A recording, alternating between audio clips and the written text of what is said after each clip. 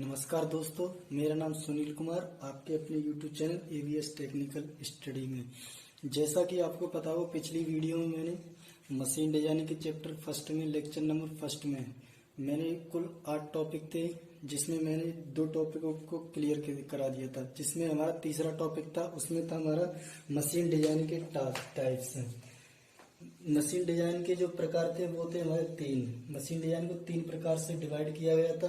पहला जो प्रकार था वो था हमारा एडेप्टिव डिजाइन। आखिर में एडेप्टिव डिजाइन होता क्या था? हमने बताया था कि एडेप्टिव डिजाइन एक ऐसा डिजाइन होता है जिसके द्वारा तैयार किए हुए डिजाइन का अपडेट करके उसे मनुष्य के लिए उपयोगी बनाया जाता है। जैसे सपोज दैट, हमने एक एग्जांपल भी बताया था आपको कि जैसे किसी सपोज दैट कोई मशीन है, आपने मशीन देखी होगी और मशीन में एक कन्वेयर बेल्ट लगी होती है और हम उस कन्वेयर बेल्ट को जब चाहें तब उसको आपस में निकाल भी सकते हैं और कभी भी बदल सकते हैं। जैसे उसका आपस में अपडेट भी कर सकते हैं। जो हमारा दूसरा टाइप का मशीन डिजाइन का वो था हमारा डेवलपमेंट डिजाइन। डेवलपमेंट डिजाइन किसे कहते हैं? जैसे इस डिजाइन के अंतर्गत जो हमारा पुराना डिजाइन होता है उसमें कुछ मूलभूत परिवर्तन किया जाता है, जिसके कारण हमें अंत में एक नया डिजाइन प्राप्त होता था। जिसे अंत में एक नया डिजाइन प्राप्त होता है जिसे हम डेवलपमेंट डिजाइन कहते हैं। जैसे उसका हमने एक एग्जांपल बताया, जैसे एक कार है, एक कार का एक नया मॉडल तैयार करना, और यही एक डेवलपमेंट डिजाइन का अंतर्गत है। जो हमारा तीसरा प्रकार आता है वो है हमारा न्यू डिजाइन। आखिर में न्यू डिजाइन होती क्या है? इस डिजाइन के अंतर्गत वैज्ञानिक तकनीकी जानकारी तथा कल्पनाओं का उपयोग करके एक नया डिजाइन या उत्पाद बनाया जाता है, जिसे हम न्यू डिजाइन कहते हैं। नया डिजाइन बनाने के लिए औद्योगिक संस्थाओं में अलग अलग विभाग होता है। जैसे आपने देखी होगी, कोई भी डिजाइन तैयार करते हैं जब भी हम, तो उसके लिए अलग अलग संस्थाएं होती है, जिससे और उस संस्था का नाम होता है जिसे हम R&D, जिसे हम कहते हैं रिसर्च एंड डेवलपमेंट कहते हैं। तो आई होप समझ ही गए होंगे कि मशीन डिजाइन के 3 टाइप से, जिसे हमने पूरा क्लियर करा दिया था। जो हमारा तीसरा टाइप था वो था हमारा न्यू डिजाइन। तो अब हम अगले टॉपिक की तरफ चलते हैं। जो अगला टॉपिक है वो है हमारा अर्गोनॉमिक्स। क्या है अर्गोनॉमिक्स, कहते किसे हैं? तो दोस्तों, जो अगला हमारा चौथा टॉपिक है वो है हमारा अर्गोनॉमिक्स। अर्गोनॉमिक्स होता क्या है और इसे नाम किस तरह दिया गया है? तो अर्गोनॉमिक्स जो शब्द है वो ग्रीक भाषा से लिया गया है। जो अर्गोनॉमिक्स 2 शब्दों से मिलकर बना होता है, अर्गो प्लस नॉमिक्स। जो अर्गो का अर्थ होता है कार्य और नॉमिक्स का अर्थ होता है पारिस्थितिकी। अतः जो दोनों शब्दों को एक साथ में कंबाइंड किया जाए तो इसका मतलब यह निकलता है कि जहां पर भी हम कार्य करते हैं या काम करते हैं वह जगह हमारे लिए सही होनी चाहिए या सुरक्षित होनी चाहिए। या हम अर्गोनॉमिक्स को दूसरे शब्दों में ये भी कह सकते हैं कि अर्गोनॉमिक्स जो होता है वो एक मैन और मशीन का रिलेशनशिप होता है। जैसे अब हम आपको एग्जाम्पल के तरीके से समझाएंगे। जैसे आपने देखा हो,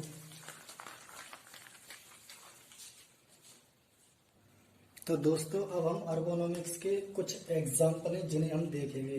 तो सबसे पहले हम पहले एग्जाम्पल को देखते हैं। जो पहला एग्जाम्पल है, मान लिया आपके पास एक स्विच बोर्ड है। मान लिया आपके पास कोई एक स्विच बोर्ड है और वह स्विच बोर्ड आपके पास एक उस रेंज का होना चाहिए जिससे आप जो स्विच होते हैं उनको आप आसानी से ऑन ऑफ कर सके, और उनके जो सॉकेट होते हैं और प्लग होते हैं, उन प्लगों को आसानी से दबा सके, जिससे हमें लगाते समय या ऑन ऑफ करते समय किसी भी प्रकार की फटीग महसूस ना हो या थकान महसूस ना हो।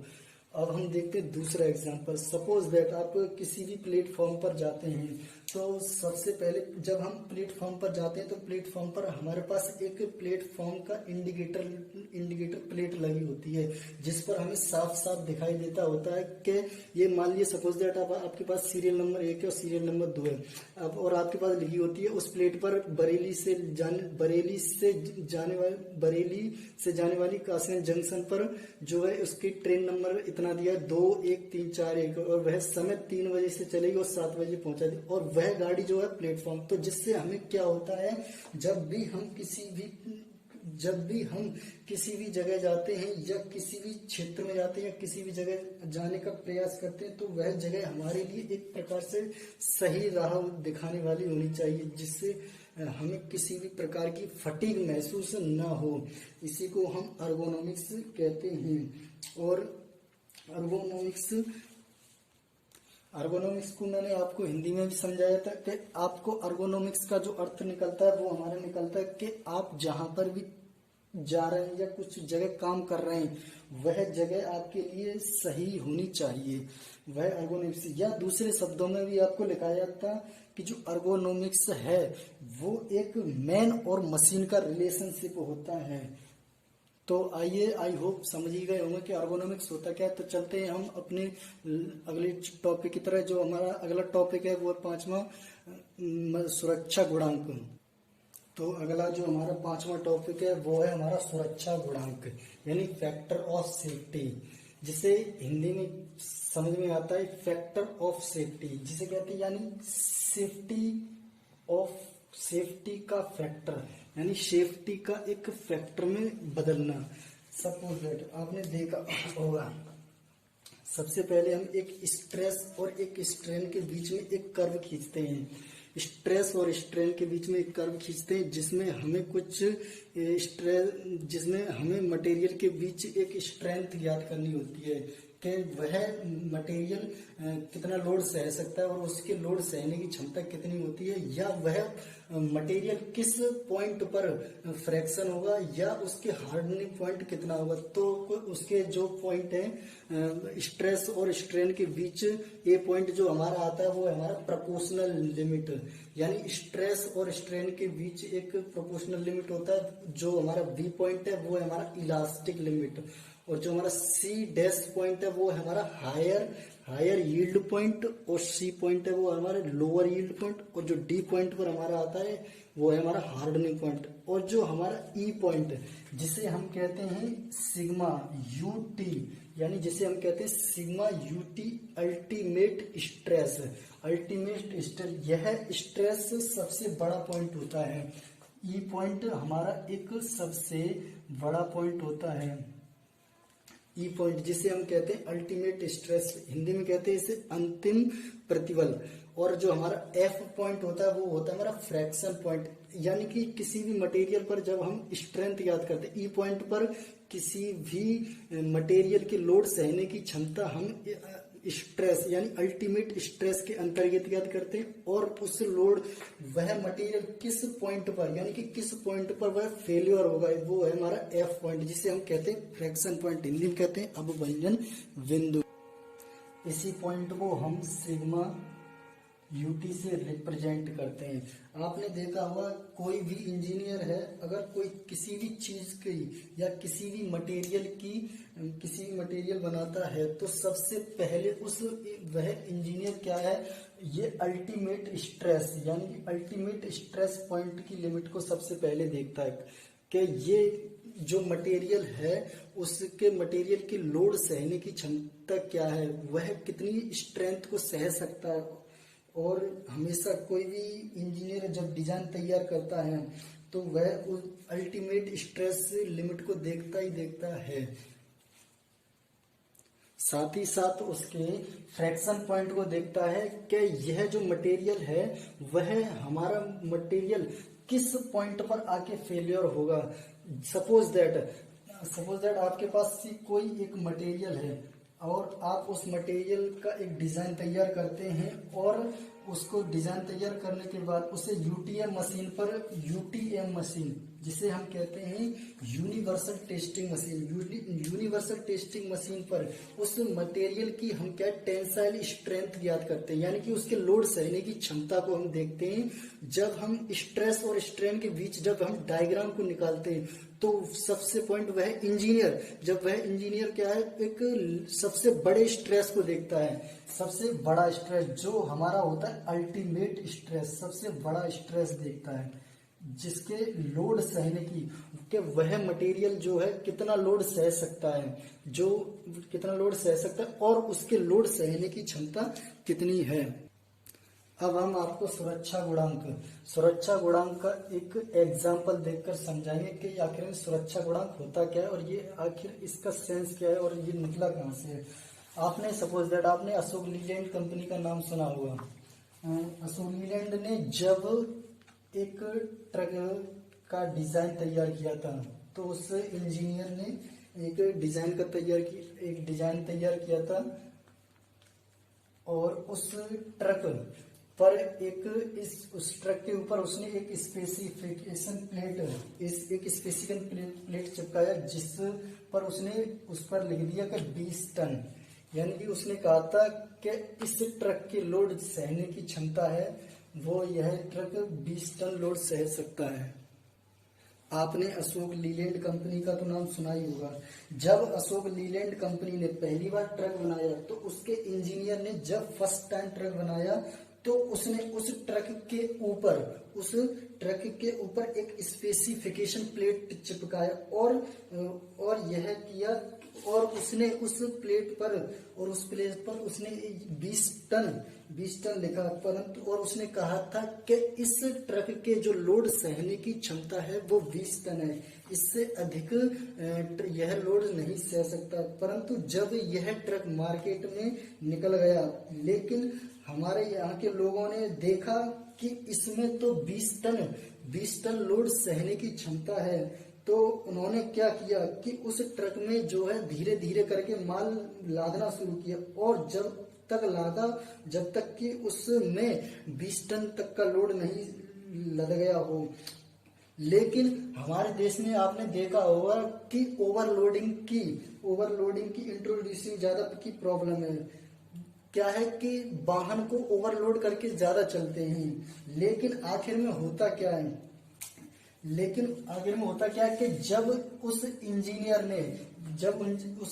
ने इस ट्रक के ऊपर स्पेसिफिकेशन प्लेट में लिखा था कि इस ट्रक के जो लोड सहने की क्षमता है वो 20 टन है, लेकिन हमारे यहाँ के जो लोगों ने क्या किया कि 20 टन लोड तो ट्रक में लाद दिया, परंतु 20 टन के बाद उसके जो 20 टन है उसकी जो थी वो एक्चुअल कैपेसिटी थी। उन्होंने क्या था, 20 टन तो ट्रक में ला दी थी जो एक्चुअल कैपेसिटी थी, लेकिन आखिर में होता क्या, उन्होंने 8 टन और एक्स्ट्रा बढ़ा दिया, यानी कि उन्होंने उस ट्रक में ओवरलोडिंग कर दी, तो उन्होंने उस ट्रक पे क्या किया, 21 टन का लोड लाद दिया। लेकिन आखिर में होता क्या है भाई, जो हमारा ट्रक था वो इंजीनियर ने कहा था कि उसके 20 टन लोड सहने की क्षमता है, लेकिन हमारे यहाँ के लोगों ने क्या, उस ट्रक में 21 टन का लोड लाद दिया। लेकिन आखिर में होता क्या कि ट्रक के अगर आप सपोज दैट अगर 20 टन लोड सहने की क्षमता है और आप उसमें 21 टन का लोड लाद देंगे, तो उसके जो ट्रक के चारों पहिए तो बाहर निकल ही गए, लेकिन और साथ ही साथ उसका जो चेसिस था वो भी नीचे धंस गया। लेकिन आखिर में उन लोगों ने हार नहीं मानी थी। क्या किया, जो ट्रक का चेसिस नीचे धंस गया था और उसके जो चारों पहिए बाहर निकल गए थे, उन लोगों ने क्या किया कि एक केस लगाया था उस अशोक लीलैंड कंपनी के बारे में, उसने एक लगाया और उस इंजीनियर की पेशी हुई थी। उस 20 टन का जो लोड लाया था उस इंजीनियर की पेशी में, और वहां पर वह इंजीनियर पहुंचता था तो उस इंजीनियर को बुलाया और उनसे कहा कि आखिर में तुमने इन लोगों के साथ में ऐसा क्यों किया। तो उस इंजीनियर ने कहा कि मुझे अपनी गलती सुधारने का एक मौका जरूर दे। तो उन्होंने कहा कि ठीक है। तो उसने रातों रात उस ट्रक की जो स्पेसिफिकेशन प्लेट थी 20 टन लोड सहने की क्षमता, उसको हटा दिया और उन्होंने जो 20 टन लोड यानी कि उसकी जो एक्चुअल कैपेसिटी थी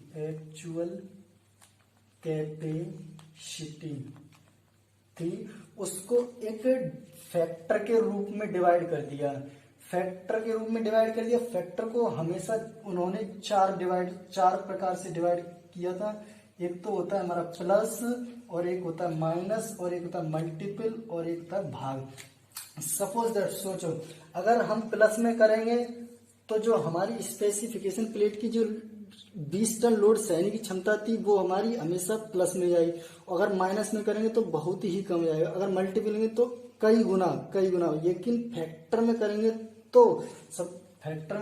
तो शायद हो जाएगा। तो उसने क्या किया, जो एक्चुअल कैपेसिटी थी उसने उसे फैक्टर के रूप में तोड़ दिया। उसने खुद की सेफ्टी के लिए तथा जो लोग थे उनकी सेफ्टी के लिए भी उसने जो एक्चुअल कैपेसिटी थी उसको फैक्टर के रूप में, फैक्टर डिवाइड के रूप में उसने भाग दे दिया। जो हमारी एक्चुअल कैपेसिटी थी, एक्चुअल कैपेसिटी, एक्चुअल कैपेसिटी को उसने फैक्टर के रूप में डिवाइड दे दिया और उसने कहा था ये हमारी एक वर्किंग कैपेसिटी हो जाएगी, वर्किंग कैपेसिटी है, वर्किंग कैपेसिटी। जैसे सपोज दैट आपने की जो एक्चुअल कैपेसिटी थी वो थी 20 टन, एक्चुअल कैपेसिटी कितनी थी हमारी 20 टन, और उसने फैक्टर यानी एक से अगर फैक्टर करेंगे तो वर्किंग कैपेसिटी, वर्किंग कैपेसिटी हमारी 20 टन ही आएगी, वर्किंग कैपेसिटी 20 टन।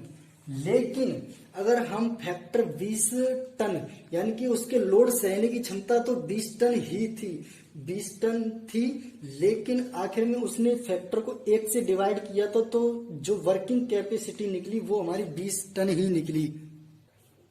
अतः इससे सिद्ध होता है कि हमें फैक्टर का जो मान है, फैक्टर का मान हमेशा एक से अधिक लेना चाहिए। अतः उसने क्या किया, जो फैक्टर एक्चुअल कैपेसिटी थी, एक्चुअल कैपेसिटी को उसने 2 से डिवाइड किया और उसने कहा कि ये हमारी वर्किंग कैपेसिटी है, वर्किंग कैपेसिटी। तो जो हमारी एक्चुअल कैपेसिटी वो थी हमारी 20 टन, तो 20 टन उसने 20 टन उसकी एक्चुअल कैपेसिटी और 2 उसने फैक्टर दिया दिया, तो इसकी जो वर्किंग कैपेसिटी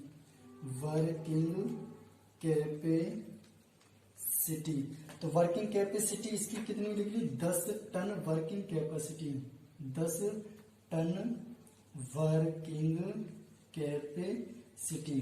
अगर 10 टन इसकी वर्किंग कैपेसिटी निकली,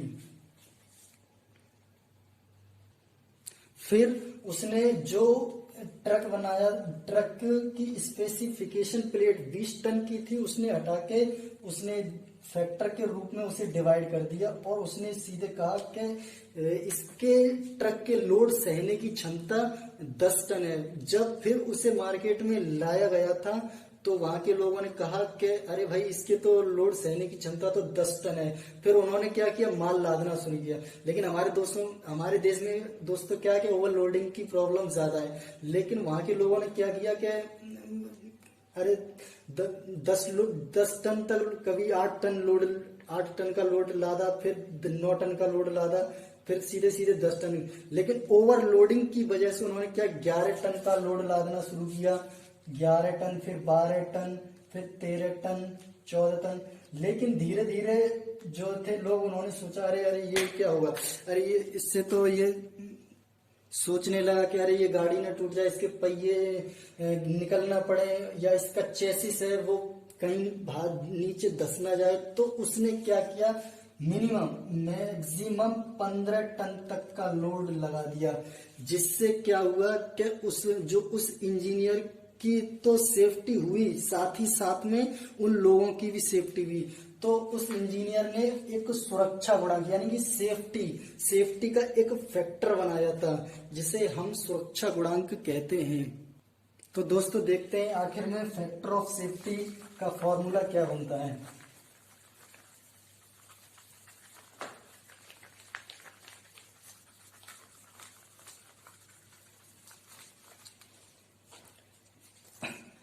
उस इंजीनियर ने जो फैक्टर ऑफ सेफ्टी यानी कि सबसे पहले जो एक्चुअल कैपेसिटी थी, एक्चुअल कैपेसिटी को एक फैक्टर ऑफ सेफ्टी FOS, के रूप में उसने क्या एक डिवाइड किया था, और उसके पास में उसने कहा था कि ये हमारी एक वर्किंग कैपेसिटी है, वर्किंग कैपेसिटी। अगर सपोज दैट अगर हम यहाँ से फैक्टर ऑफ सेफ्टी निकालना चाहें तो फैक्टर ऑफ सेफ्टी बराबर जो होगी वो हमारे पास एक्चुअल कैपेसिटी बट्टे वर्किंग कैपेसिटी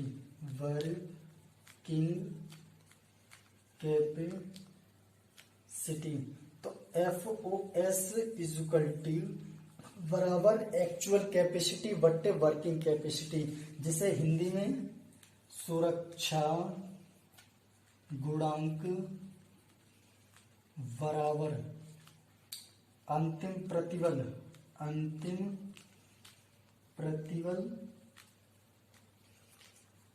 बट्टे कार्यकारी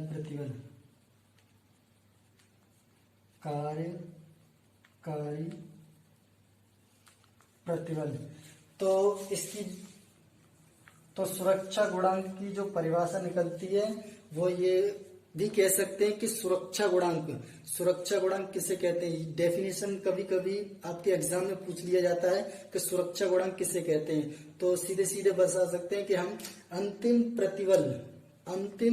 प्रतिबल तथा कार्यकारी प्रतिबल के अनुपात को हम सुरक्षा गुणांक कहते हैं। अंतिम प्रतिबल तथा कार्यकारी प्रतिबल के अनुपात को हम सुरक्षा गुणांक कहते हैं, या factor of safety is equal to ultimate stress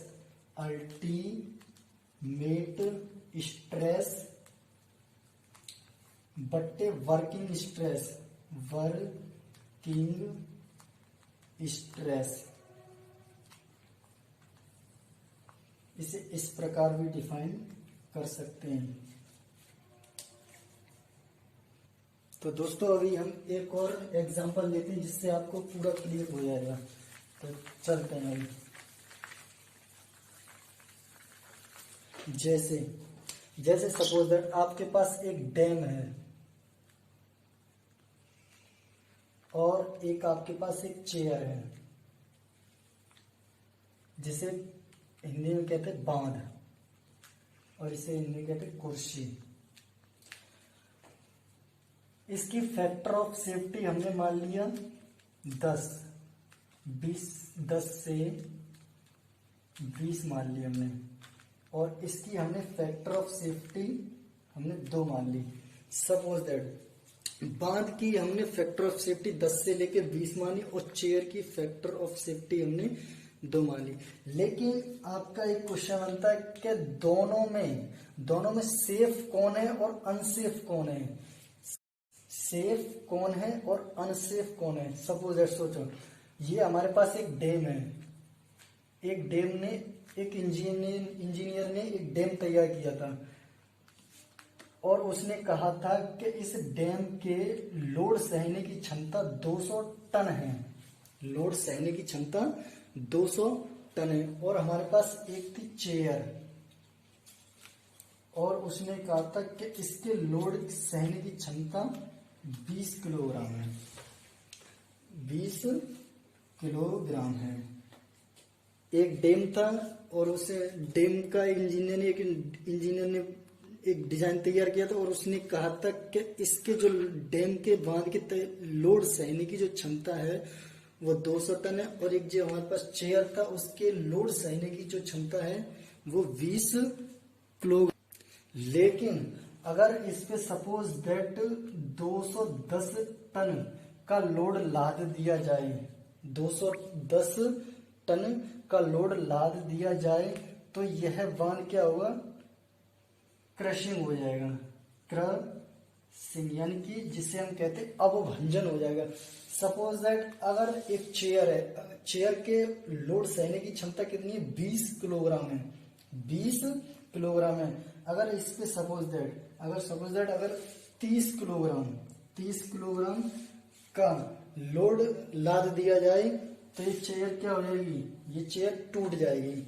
लेकिन सोचो अगर ये एक डैम है और ये एक चेयर है, लेकिन डेम और चेयर में सेफ और अनसेफ कौन है?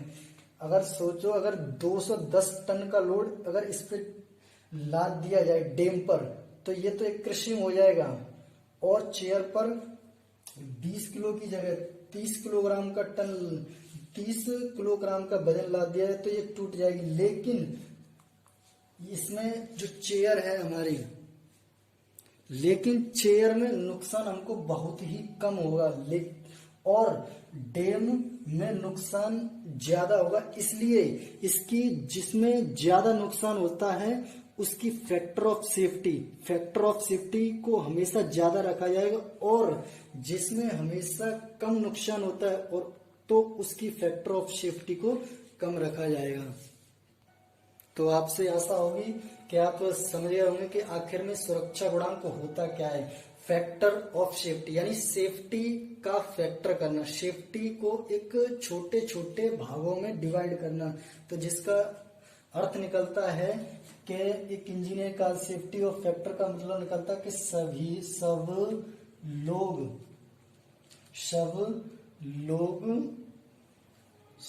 लोग सेफ रहें, फैक्टर ऑफ सेफ्टी। तो आइयो, तो अभी हम चलते हैं अगले टॉपिक की तरफ। जो हमारा अगला टॉपिक है वो है हमारा स्ट्रेस। छठवां टॉपिक है